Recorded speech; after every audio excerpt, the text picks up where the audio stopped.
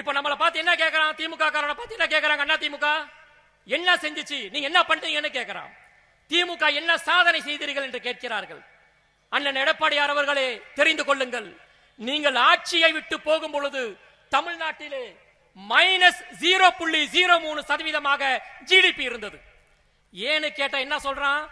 Corona காலங்க, அதனால எங்களால் அவ்வளவுதாங்க வளர்ச்சியை கொண்டு வர முடிஞ்சுன்னு சொன்னாங்க. ஆனா நம்ம தளபதி ஆட்சி அமைக்கும் போதும் அதே கொரோனா காலம் தான் இருந்துச்சு. ஆனா நம்முடைய தளபதியினுடைய அறியாத உழைப்பினால் -0.03 ஜிடிபி இருந்தது. ஒரே வருடத்திலே 7.58% உயர்வு பெற்றது.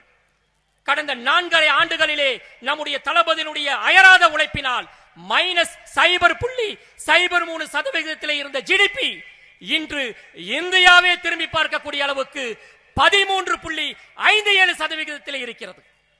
இந்தியாவிலே தொழில்துறையிலே முதலிடம் தமிழ்நாடு. யாரால? முத்துவேல் கருணாநிதி ஸ்டாலின் என்ற தலைவனால. இந்தியாவிலே தொழில்துறை முதலீட்டிலே தமிழ்நாடு 2வது இடம். யாரால? முத்துவேல் கருணாநிதி ஸ்டாலின். தனிநபர் வருமானத்தின் அடிப்படையிலே இந்தியாவிலே தமிழ்நாடு முதலிடம். யாரால? முத்துவேல் கருணாநிதி ஸ்டாலின். இந்த டேட்டாவை நான் கொடுக்கல, ஒன்றிய அரசாங்கம் கொடுக்குது.